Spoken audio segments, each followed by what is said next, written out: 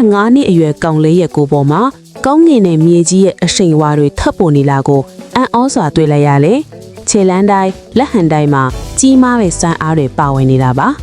သူမကဒီကလေးဟာသူမနှစ်အတော်ကြာရှာဖွေနေတဲ့နစ်မင်းရဲ့သားတော်ချစ်တယ်ဆိုတာကိုရုတ်တရက်သတိပြုသွားလေတကယ်တော့ဒီမိန်းကလေးမှာထူးခြားတဲ့နှလုံးသားကစုံရှိပါတယ်လူတွေကဒီလိုနှလုံးသားမျိုးဟာကျင့်ကြံရမှအထောက်အကူဖြစ်တယ်ဆိုတာကိုပဲသိကြတာပါဒါပေမဲ့ဒီနှလုံးသားဟာကောင်းငင်ဘုံရဲ့လျှို့ဝှက်ချက်တွေကိုမြင်လိုက်စွမ်းရှိတာကိုတော့မသိကြပါဘူးလွန်ခဲ့တဲ့10နှစ်ကမိန်းကလေးဟာကောင်းငင်ဘုံရဲ့လျှို့ဝှက်ချက်တစ်စိတ်တစ်ပိုင်းကိုကံကောင်းထောက်မှတ်မစွာမြင်ခဲ့ရတယ်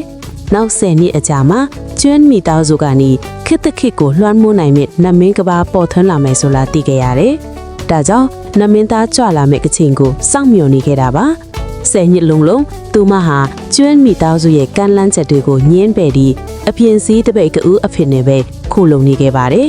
သူမတအိမ်လုံးနှံ့အောင်ရှာခဲ့ပေမယ့်သားတော်ရဲ့အရေးရောင်တောင်မတွေ့ခဲ့ရဘူးတကယ်တော့သားတော်လေးကိုမွေးကလေးကမျိုးနွယ်စုခေါင်းဆောင်ကကျွန်းမိသားစုရဲ့တားမြစ်နယ်မြေထဲမှာလျှို့ဝှက်ကျွေးမွေးပြုစုထားတာပါဘာလို့လဲဆိုတော့ကောင်လေးဟာမွေးကလေးကထူးခြားတဲ့ခန္ဓာကိုယ်ပိုင်ရှင်ဖြစ်နေလို့ပါသူမွေးတဲ့နေ့မှာနေနဲ့လကပြိုင်တူလဲလက်ပြီးငကားနဲ့ဖီးနစ်ငှက်တွေကပါကျူဆိုခဲ့ကြတာပါ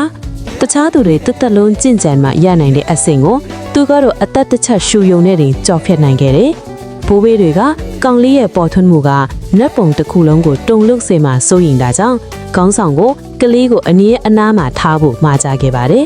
တားမြစ်နယ်မြေတွေကနေခြေတလိုင်းတောင်အပြည့်မထွက်စေခဲ့ပါဘူး9နှစ်အတွင်းခေါင်းဆောင်ကသူ့ရဲ့ပညာအားလုံးကိုသင်ကြားပေးခဲ့ပါတယ်ကောင်လေးကတော့ခေါင်းဆောင်ရဲ့တိတ်ခါကိုငှဲ့ညာတဲ့အနေနဲ့သူ့ရဲ့တကယ်စွမ်းအားတွေကိုဖုံးကွယ်ထားခဲ့ပါတယ်အသက်9နှစ်အရွယ်မှာတော့တားမြစ်နယ်မြေထဲမှာပိတ်လောင်နေရတာညင်းငွက်လာလို့သူ့ကိုတိုင်းပြိုင်ကွင်းစီခေါ်သွားပြီးဖို့ခေါင်းဆောင်ကိုတောင်းဆိုခဲ့ပါတယ်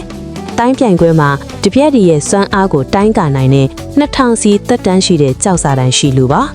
ကောင်လေးကသူ့ရဲ့စွမ်းအားကိုစမ်းသပ်ကြည့်နေတာပါခေါင်းဆောင်မှာချွင်းချက်အနေနဲ့သူ့ရဲ့တားရဲစီးတော်ရင်ကိုခေါ်ပြီးကောင်လေးကိုတိုင်းပြိုင်ကွင်းစီခေါ်သွားခဲ့တယ်အဲ့ဒီအချိန်မှာတိုင်းပြိုင်ကွင်းထဲမှာနှစ်ပတ်လည်စမ်းသပ်ပွဲကျင်းပနေတာပါအားလုံးကနတ်သမီးလို့သတ်မှတ်ထားတဲ့မိန်းကလေးကပထမဆုံးစမ်းသပ်စင်ပေါ်တက်သွားခဲ့တယ်သူမကလက်ဝါးတစ်ချက်နဲ့တင်ပေါင်ချင်း3,500အင်အားကိုထောက်ပြနိုင်ခဲ့တယ်